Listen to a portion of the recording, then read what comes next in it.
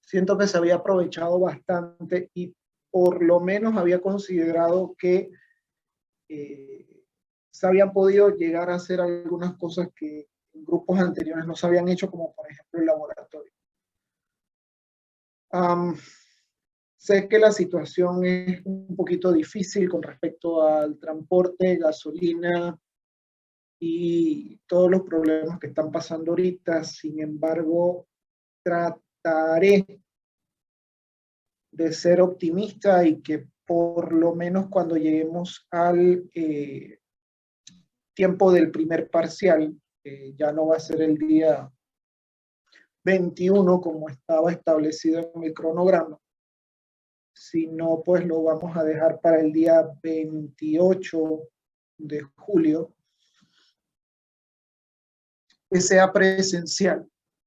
¿Por qué razón? Tuve muy mala experiencia en el grupo anterior con los quizzes de manera virtual y de hecho no he preparado ningún quiz de manera virtual, porque independientemente de las plataformas que se utilicen, o Classroom o Moodle, siempre hay alguien que no puede acceder o que entra tarde o que no tiene el tiempo.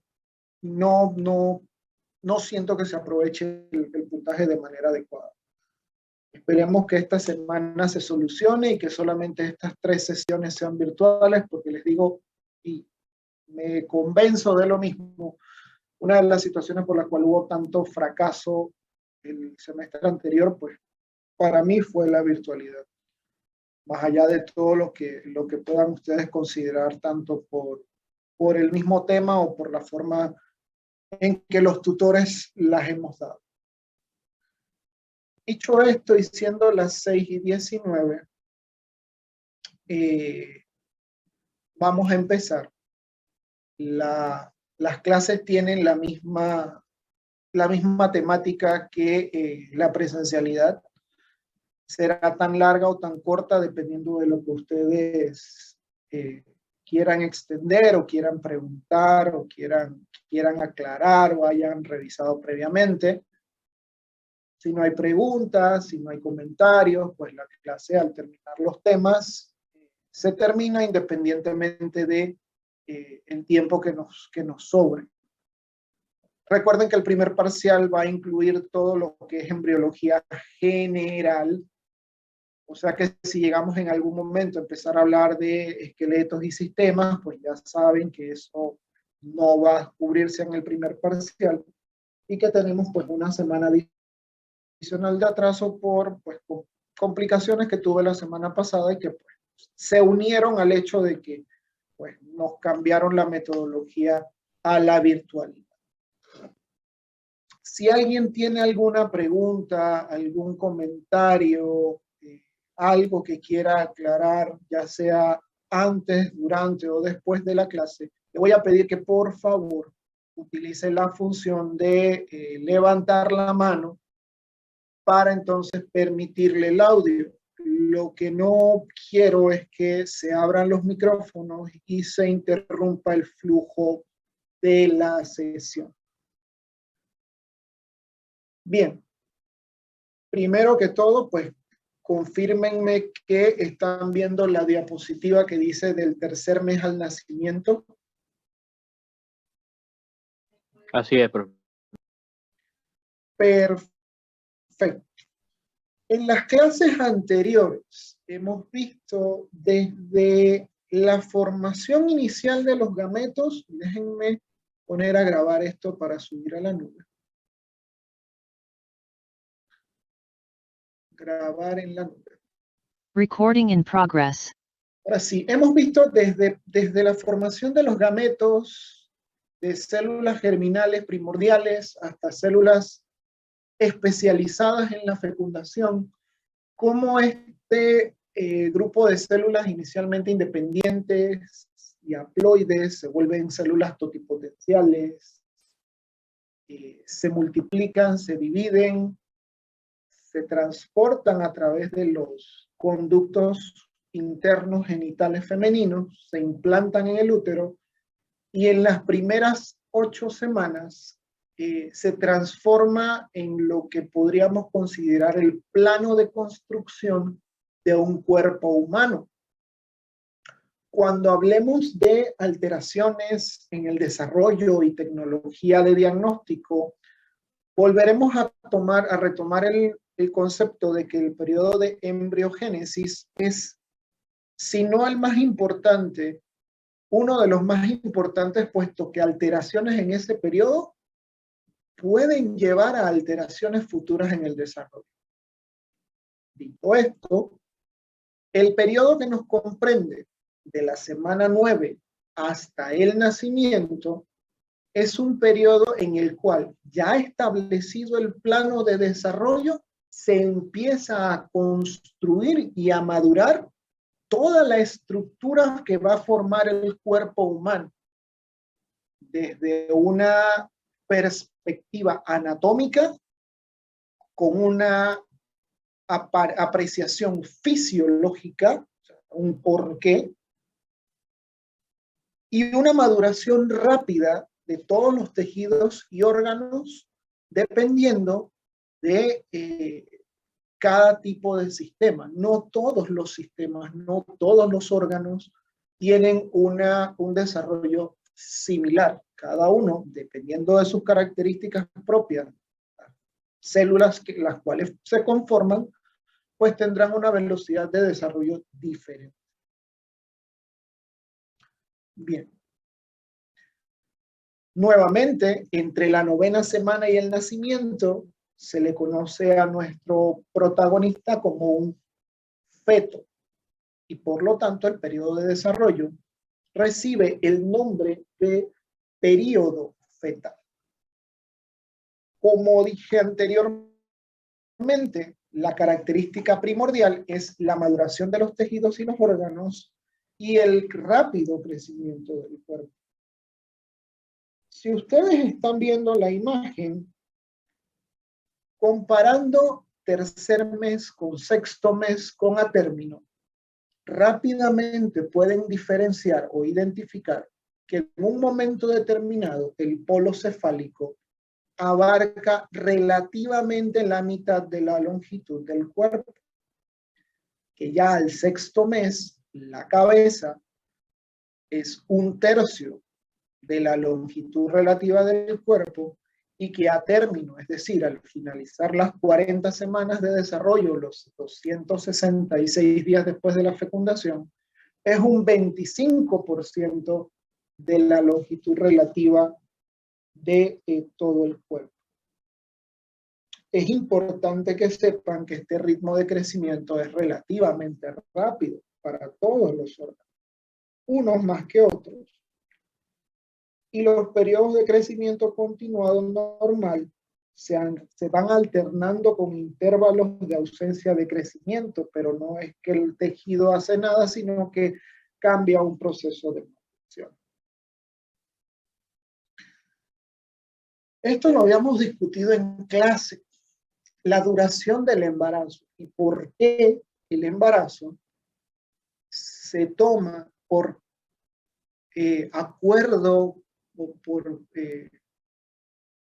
por consenso universal en ginecología y obstetricia, que se toma 40 semanas después del último periodo menstrual normal o 280 días, es decir, que incluye el primer día del último periodo menstrual y los 14 días siguientes o los 13 días siguientes, hasta llegar a esa ventana de fecundación que ocurre al día 14 del ciclo menstrual, que ya les había mostrado.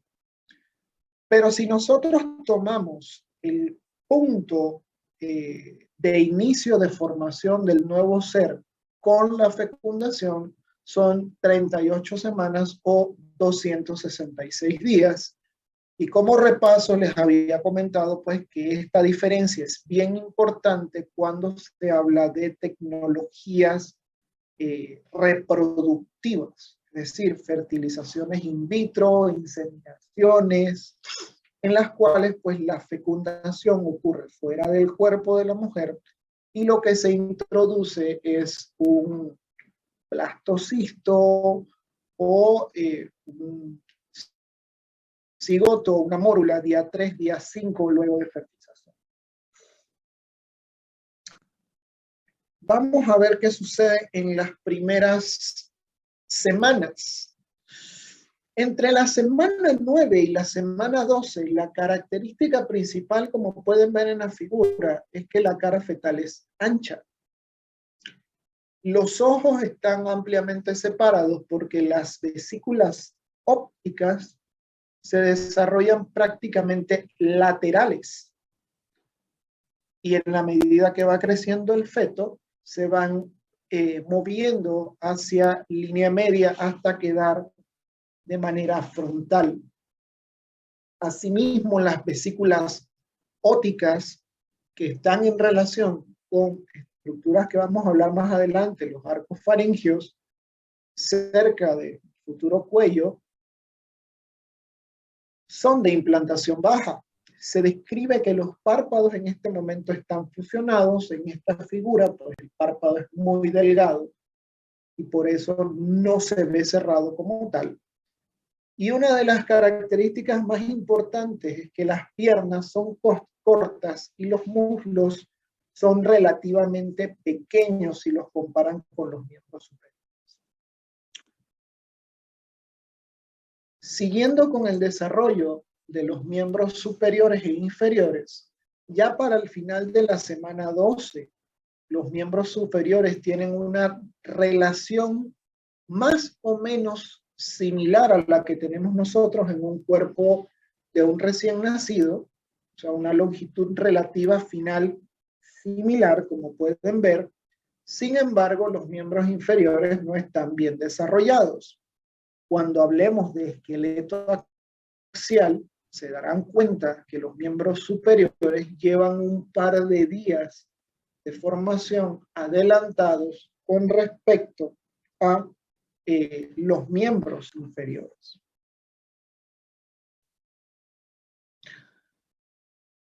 De la semana 9 y la semana 12, una de las características más importantes que las pacientes van a querer que nosotros sepamos dominar es el sexo fetal. A la semana 9, los genitales externos tienen características similares. Están en un periodo que, cuando hablemos de genitales, del sistema urogenital, ese periodo se le conoce como periodo indiferenciado. Las estructuras son similares y son homólogas, es decir, se parecen tanto las femeninas como las masculinas. Ya para el final de la semana 12 se describe una forma fetal relativamente madura. Y en la figura a mano derecha ustedes pueden ver que inclusive a la semana 12 o a la semana 14, con un equipo de ultrasonido adecuado y un especialista bien entrenado, solamente con la evaluación del ángulo de la estructura que van a ver aquí, déjenme ver si puedo poner el puntero para que puedan ver lo que quiero que vean. Con la estructura que ven aquí, que se llama falo o tubérculo, haciendo un ángulo con la pared posterior, se puede valorar si es masculino, si hay una angulación mayor de 30 grados, o si hay una angulación menor de 30 grados, se considera que este tubérculo va a formar el clítoris y se puede suponer que es un feto femenino. Insisto, esto tiene mucho que ver con la tecnología que tenga el especialista en su momento y la experiencia que lo tenga. Algunos de nosotros esperamos un poquito más, pero sí se puede, tan temprano como a la semana 12 o 14, identificar el sexo fetal o por lo menos el fenotipo. Otra de las características importantes que ustedes deben saber y que vamos a evaluar cuando veamos tubo digestivo es que a la semana 10 los intestinos salen de la cavidad abdominal. Esto se le conoce como una hernia umbilical fisiológica. Las razones las veremos en su momento, pero lo importante de esto es que esa hernia umbilical fisiológica desaparece a la semana 11.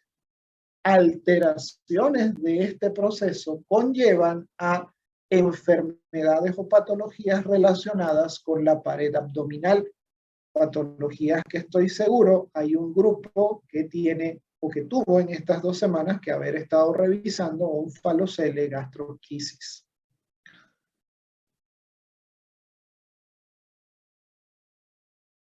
Ya para la semana 12, hay estructuras que se han especializado en osificación o planteamiento de los cartílagos que van a ser el molde de crecimiento de los huesos, tanto los huesos largos, es decir, los huesos que componen los miembros superiores e inferiores, como los huesos del cráneo. Luego de la semana 12, la semana 13, empieza un periodo no solamente de crecimiento, sino de maduración. Y al haber un proceso de maduración y crecimiento, hay un aumento tanto de la longitud del feto como del peso relativo. Y como pueden ver en la tabla, inicialmente tenemos un un feto que puede ir desde los 10 gramos hasta a las 38 semanas, que si tiene crecimiento normal puede llegar a estar pesando unos 2.500, 3.500 gramos, aproximadamente 5 a 7 libras y media. Pero lo característico de este asunto es el rápido crecimiento o el rápido aumento de peso, especialmente en las últimas semanas. 10 a 45, 60 a 200, 250 a 450.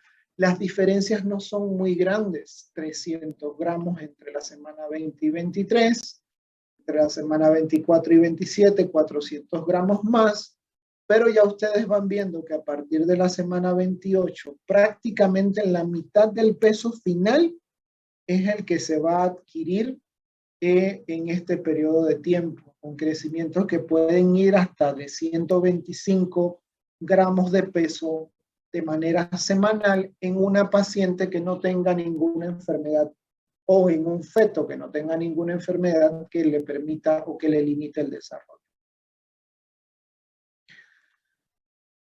Ya para el 6º mes, semana 24, 25, 26, si tenemos la oportunidad de ver un feto in vivo, la piel es rojiza y tiene un aspecto rugoso debido a que no hay acumulación de tejido conectivo ni de grasa debajo de la piel. Por lo tanto, se ve la epidermis y la dermis como una capa translúcida e inmediatamente pues el tejido que está debajo, el tejido muscular con los vasos sanguíneos,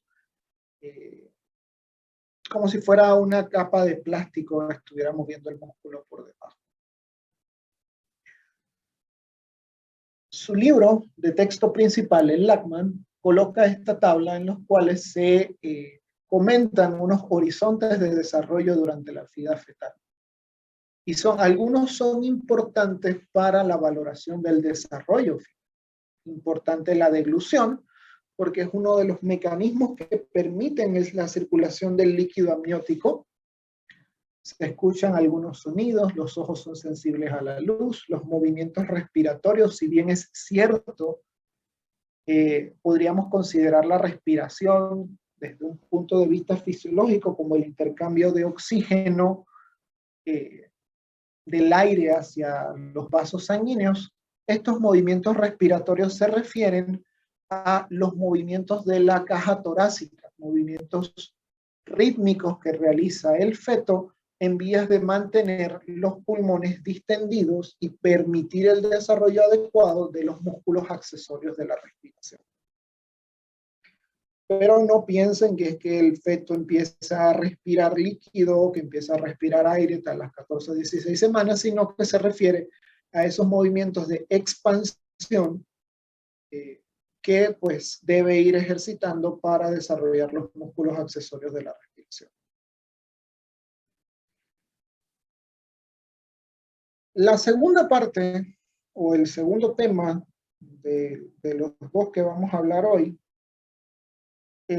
son la importancia de las membranas fetales y la placenta.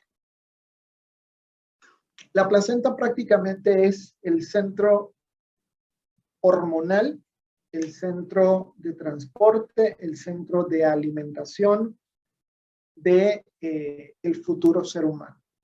Si este órgano transitorio no está desarrollado adecuadamente, es muy probable que el embarazo tenga complicaciones. Y mucha de la investigación que se está haciendo en cuanto a entender el desarrollo del feto implica entender cómo se forma la placenta y cuál es su función. De hecho, si ustedes buscan noticias en España, una de las líneas de investigación es el intentar formar o desarrollar placentas artificiales para permitir que embarazos prematuros puedan seguirse desarrollando inclusive fuera del vientre materno. Lo primero que deben saber es que la placenta, hay varios tipos de circulación placentaria. El tipo de circulación placentaria depende de que si hay o no hay combinación de la sangre materna con la sangre fetal. Les queda a ustedes averiguar cuáles son los tipos de placenta fuera del tipo placentario en el ser humano que se conoce como placenta hemoporial, es decir, una placenta en la cual la sangre que llega de la madre no se mezcla directamente con el feto, sino con el espacio coriónico y a través de sistemas de difusión activos o pasivos, es decir, que dependen de conductos receptores o no, o simplemente por difusión, de donde hay más hacia donde hay menos nutrientes, se produce la alimentación del feto. Insisto nuevamente, el tipo de placenta, y es pregunta de examen, el tipo de placenta en el ser humano se conoce como placentación hemoporial. Y aquí ustedes pueden ver un esquema en el cual a mano derecha está el miometrio con las venas que drenan el útero, las arterias espiraladas, que son las más pequeñas que alimentan el útero. No han dado histología todavía, pero las venas tienen paredes mucho más delgadas, mucho menos musculares que las arterias. Las arterias son eminentemente musculares, y en la medida que vamos pasando del miometrio a la decidua, es decir, al endometrio especializado, al endometrio que ha sido modificado por el trofoblasto, estas arterias espirales requieren tener una alteración en su estructura, que inicialmente tiene una capa muscular y que ella va siendo reemplazada por células endoteliales maternas que permiten un mayor avance de la sangre materna hacia los senos vellosos, y que por difusión pasan todos los nutrientes que requiere el feto hacia el espacio velloso y de ahí a los vasos sanguíneos fetales. Se han descrito dos oleadas trofoblásticas en las cuales se modifican estas arterias espiraladas. La primera oleada es entre las 8 y las 12 semanas, lo que hemos visto de la parte de la invasión inicial, y consiste en que el trofoblasto extravelloso va a invadir la pared externa hacia la pared más interna de los capilares deciduales y endometriales, y una segunda oleada que va de la semana 13 a la semana 18, que invade el miometrio y genera un proceso de pseudovasculogénesis.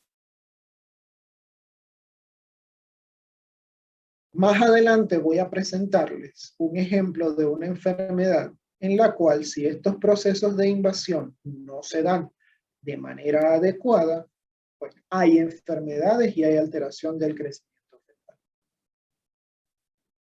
Al iniciar la 9ª semana, el feto ya requiere un mayor soporte nutricional.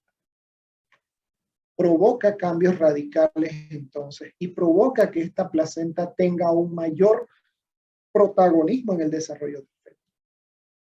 Hasta la 8ª semana el embrión simplemente se alimentaba por difusión, es decir, de la sangre materna, de los depósitos de glucógeno del endometrio donde se implantó, se alimentaba este embrión. Al seguir creciendo, las demandas de desarrollo aumentan y por lo tanto tiene que existir un sistema que pueda mantener este aporte de nutrientes cada vez mayor. La placenta tiene dos componentes: el componente fetal, que es el que vimos durante las primeras 8 semanas, que proviene del trofoblasto y parte del mesodermo extraembrionario, pero también tiene un componente materno, que es el endometrio, donde se implanta este tejido trofoblástico que es invadido y que transforma el endometrio en un tejido funcional que se pasa a llamar decidua. En la medida que van avanzando los procesos de invasión del trofoblasto y van invadiendo y modificando las arterias espirales, se van erosionando estos vasos para liberar sangre hacia los espacios intervellosos y permitir la difusión de los nutrientes de este feto.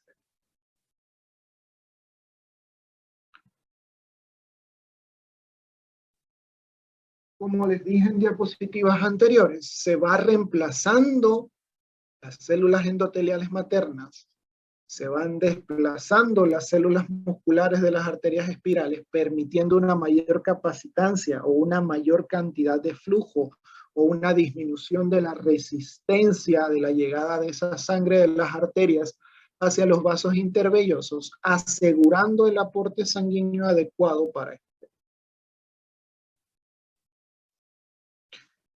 Este es un esquema que explica una de las patologías o una de las enfermedades que en nuestro país causan mayor muerte en la embarazada. Habrán escuchado ustedes en algún momento de la preeclampsia. A mano izquierda, si nosotros hacemos un corte del tejido uterino, pueden ver la estructuración de las arterias espirales. ¿Ya? Vasos bastante cortos, tortuosos, gruesos, llenos de tejido muscular.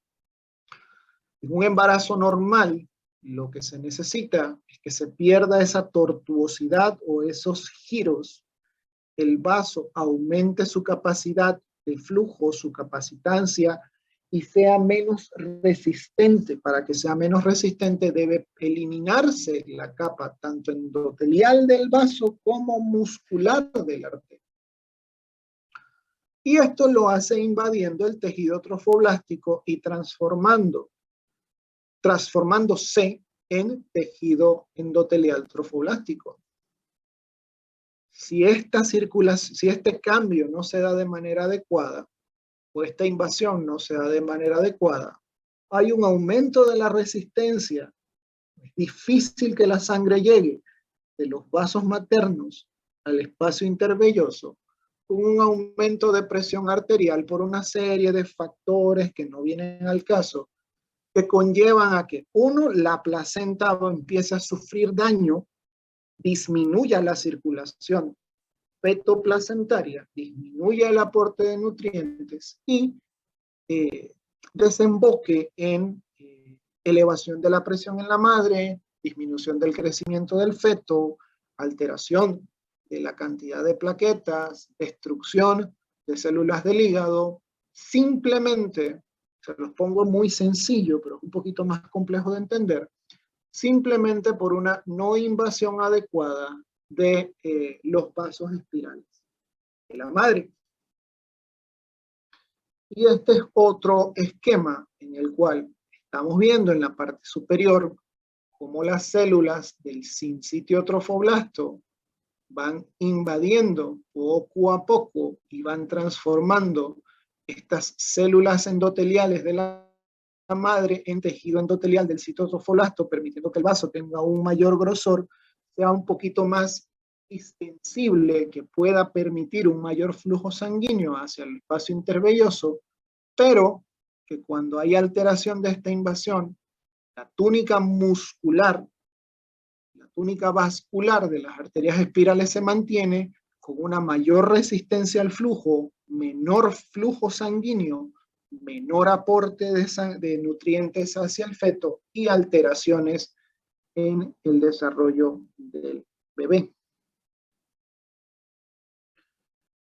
En la medida que va avanzando el embarazo, el polo embrionario empieza a desarrollar vellosidades, y como estas vellosidades tienen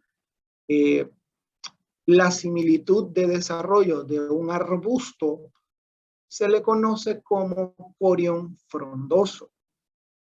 Mientras que las vellosidades del polo no embrionario o del polo abembrionario degeneran, y alrededor de la tercera semana, debido a que no se forma esta arborización respectiva que ustedes ven aquí, sino que se mantiene lisa, se conoce como corión liso. Esto del lado fetal. Del lado materno, la decidua que está en contacto con el corión frondoso se le conoce como decidua basal. Recuerden que la decidua proviene del endometrio sobre el cual se implantó nuestro embrión. Mientras que la porción decidual que está en el polo abembrionario, es decir, la que está en contacto con el corión liso, se le denomina decidua capsular. Alrededor del cuarto y el quinto mes, la decidua produce tabiques, es decir, empieza a penetrar sobre los espacios intervellosos, pero no llegan al contacto con la placa coriónica. Y estos tabiques van a empezar a diferenciar en la medida que va avanzando el embarazo, estructuras que se le conocen en una placenta madura como cotiledones.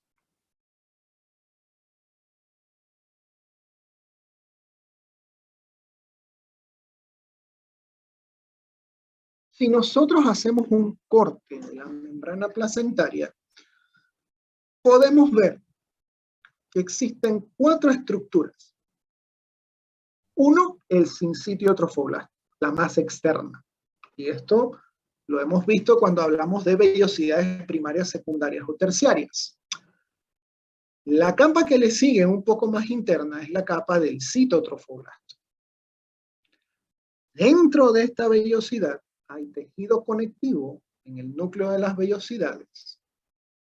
Y dentro de ese núcleo de tejido conectivo se van a empezar a desarrollar vasos fetales con revestimiento endotelial. Y como les comenté al inicio de esta parte, la placenta humana se clasifica de tipo hemocorial debido a que la sangre materna en los espacios intervellosos está separada de la sangre fetal por un derivado coriónico. Es decir, la sangre del feto en condiciones fisiológicas normales no se mezcla con la sangre materna. Hay otros tipos de placenta en los cuales en muchos animales sí sucede este fenómeno. En el ser humano no ocurre este fenómeno.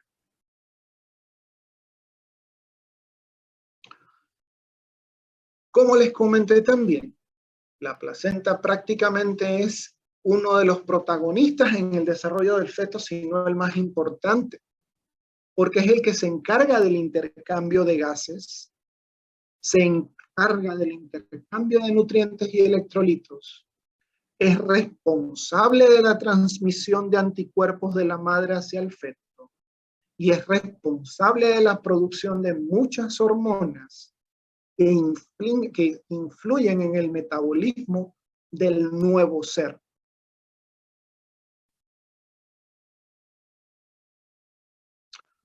Con respecto a las otras membranas, el amnios o la cavidad amniótica se va agrandando y va colapsando la cavidad coriónica. Recuerden que la cavidad amniótica es la cavidad que inicialmente rodeaba el epiblasto y que en la medida que se va desarrollando el embrión, lo va a rodear hasta el pedículo de fijación, mientras que la cavidad coriónica es aquella cavidad que se está formando del mesodermo extraembrionario y que se va a ir desarrollando en la medida que van formando vesículas que coalescen.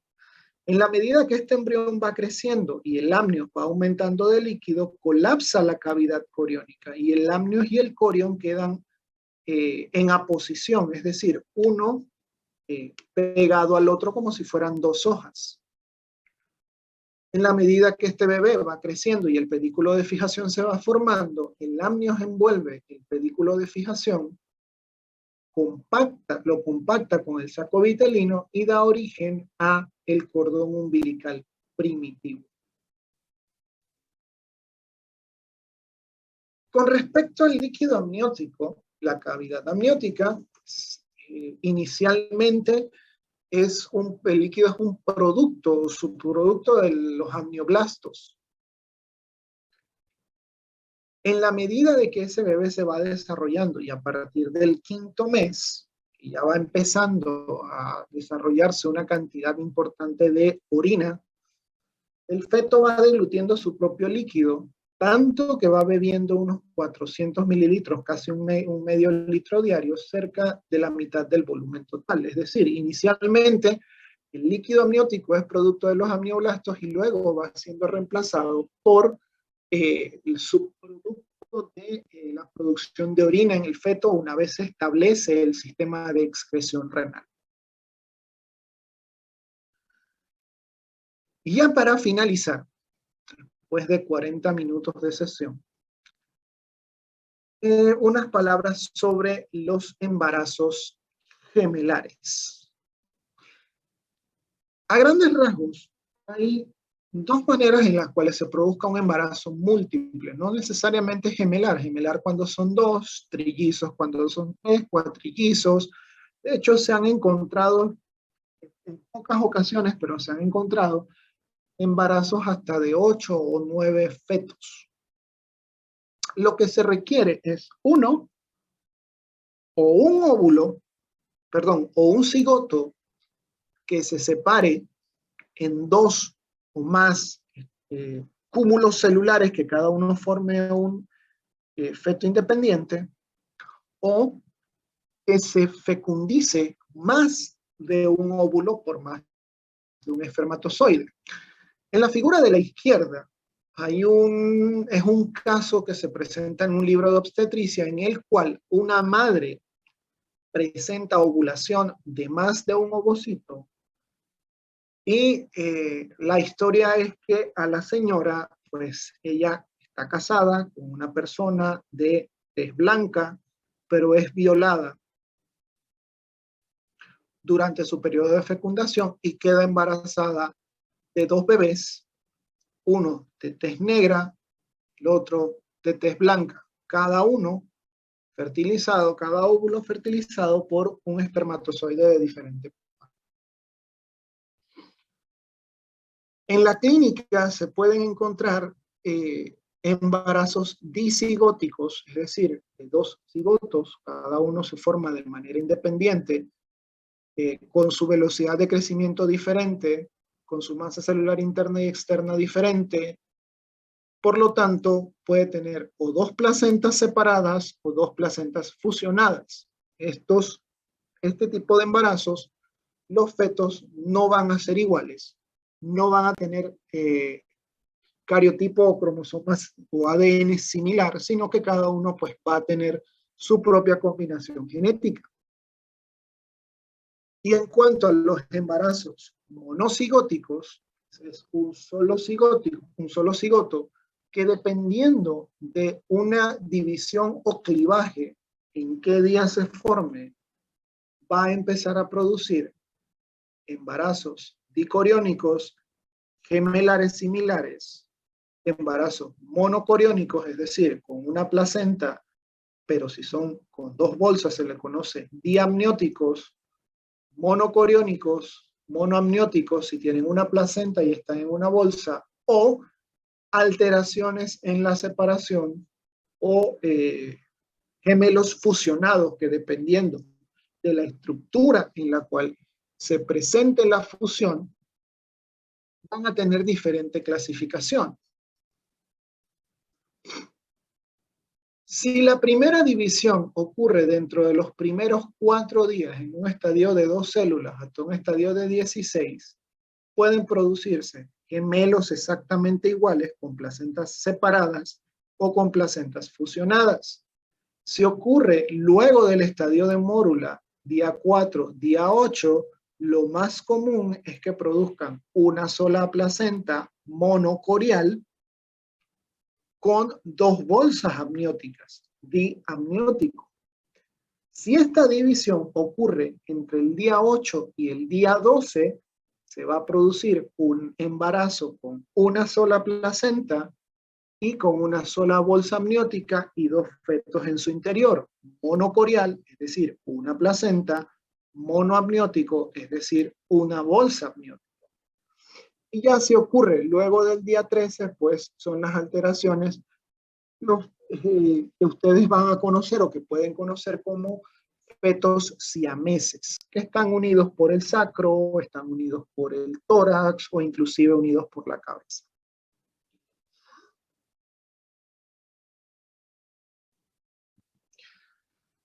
Esto que ven aquí es un esquema a mano izquierda de su pantalla, en el cual nosotros a través de evaluación ecográfica podemos encontrar signos para poder diferenciar si son embarazos dicoriónicos o monocoriónicos.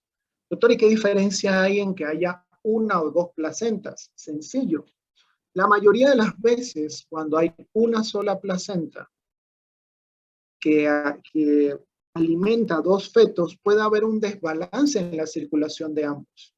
Puede haber alteraciones, inclusive que se conocen como transfusión feto-feto, porque uno de los dos recibe más sangre que el otro a través de los espacios intervellosos de la placenta, habiendo un desbalance y pudiendo tener muerte de uno de los dos. Mientras que si son dos placentas independientes, pues cada una logra mantener el embarazo y no hay tantas complicaciones en cuanto al desarrollo de este feto. O sea que esta es la razón por la cual nosotros, desde semana muy temprana del embarazo, debemos diferenciar un embarazo múltiple, cuántas placentas y cuántas bolsas existen.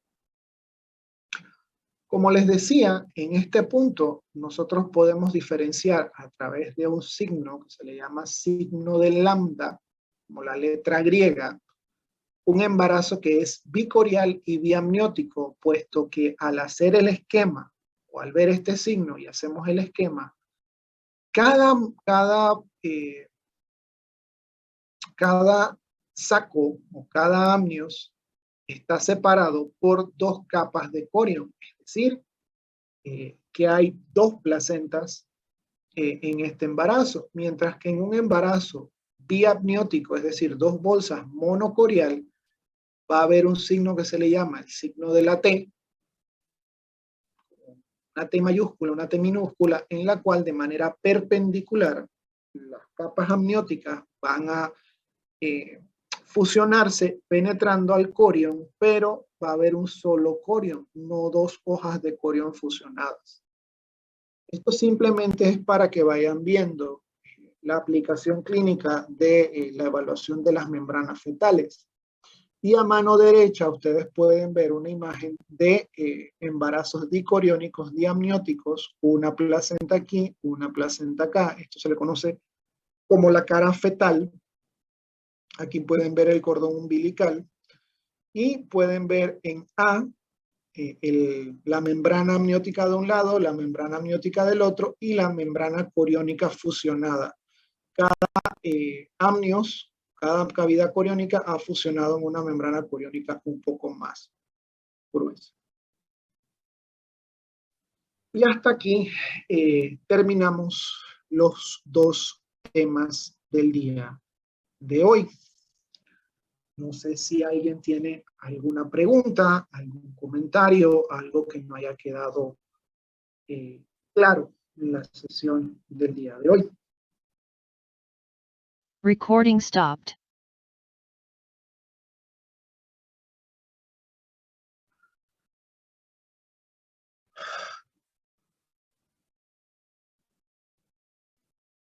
Bien.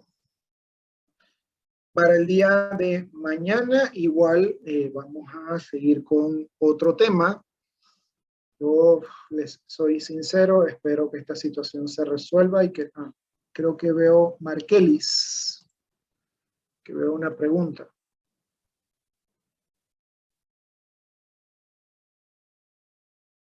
¿No? Hola, profe. Activé la manito por error, disculpe. Ok. Julio César, cuéntame. Profe, era una pregunta en base a los dibujos de laboratorio. ¿Por ahora siguen parados, pues por decirlo así, hasta que regresemos o cómo hacemos? Sí, es que la idea era que ustedes pudieran identificar las placas, ¿no? Insisto, esta es una situación que se escapa de profesor, de estudiantes, inclusive de la universidad. Yo hablé con la licenciada Graciela hoy. No sé cuál es la situación de cada uno de ustedes. Asumo que muchos no tienen auto, tendrían que desplazarse en medios de transporte que, según tengo entendido, pueden estarles cobrando más de lo que la tarifa debe cobrar. Segundo, no sé los otros profesores de las otras clases, porque me imagino que si ustedes tienen problemas conmigo, así mismo deben tener problemas con anatomía, por ejemplo, que ustedes estaban viendo cadáveres. Así que yo trataré de, si en dado caso no podemos retomar las sesiones en placa, yo tengo la posibilidad de permitirles a ustedes el completar los dibujos con una base de datos de embriología de la Universidad de Cambridge, que tiene las placas de embriones y que puedo seleccionar para ver cuáles son las que ustedes pueden, pues ya en la computadora, con calma en la casa, dibujar y hacer el ejercicio de correlación, que es lo que a mí me interesaba al momento de que ustedes vieran las placas, que pudieran correlacionar las estructuras de las placas con lo que ustedes están viendo en la parte teórica. Si no, si por algún motivo esto se extiende, qué sé yo, muchos más meses, en el peor de los casos, el laboratorio, todo el peso del laboratorio caería en los seminarios, tanto en el trabajo escrito como en las presentaciones, igual que el semestre pasado, para los que estuvieron conmigo el semestre pasado. Lo que sí les digo es que yo fuertemente quisiera que los exámenes parciales no fueran de manera virtual. Prefiero que sean de manera presencial, pero dependerá mucho de la situación de la provincia en su momento. Priscila. Profe, yo tengo una pregunta sobre el trabajo final. Ajá, digamos. Lo que pasa es que a mí me correspondió defectos craneofaciales y displasia esquelética, pero hay muchísimos ejemplos sobre eso. y como el trabajo solamente conlleva 20 páginas, con todos los requisitos que usted pidió, a mí me cabe para poner una de cada una. Perfecto. Aquí es donde viene la parte de la creatividad y el discernimiento del estudiante. El consejo que yo les puedo dar es que se apoyen en el libro de texto. Los temas que enfaticen más el libro de texto son los que ustedes deben desarrollar. No se pongan a estar buscando defectos raros.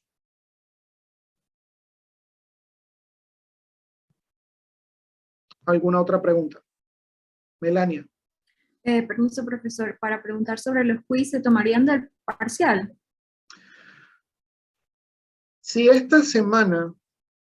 por algún motivo esta semana no se resuelve la situación y ya se decide que vamos a seguir en virtual después de esta semana, yo les estaré comunicando con Camacho cuál es la plataforma que vamos a usar para los quizzes. Insisto, no tuve una buena experiencia el semestre pasado con los quizzes. Primero porque salían muy bien, pero cuando ponía esas mismas preguntas en los parciales presenciales, no las sabían contestar. Es decir, que en su momento o revisaban de los apuntes directamente o no se estudiaba a cabalidad. Eso por un lado. Por el otro, muchos de ustedes tenían problemas al momento del acceso, ya sea a Moodle, ya sea Classroom, entregas tarde, no tenían el mismo horario, se pasaban por un minuto, me llegaban los resultados después. Entonces, no me parece que sea una forma fidedigna de que ustedes puedan acumular esos puntos. Sin embargo, si a la otra semana esta situación del país me obliga a hacer eso, entonces yo les estaría diciendo cuál de las dos plataformas vamos a usar, que lo más seguro pues sea Classroom, que creo que es un poquito más sencilla y no habían tenido tantos problemas el semestre pasado.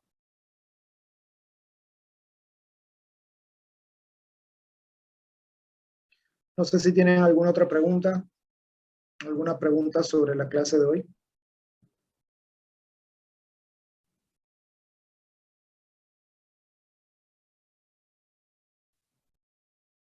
Bien, si no es así, vamos a finalizar por el día de hoy. Ya hoy hemos cubierto 2 temas, inicialmente era uno solo. Como ven, las clases se hacen mucho más cortas si son virtuales. De por sí mis clases son cortas, pero se hacen mucho más cortas si son de manera virtual. Tengo fe en que esto cambie y en que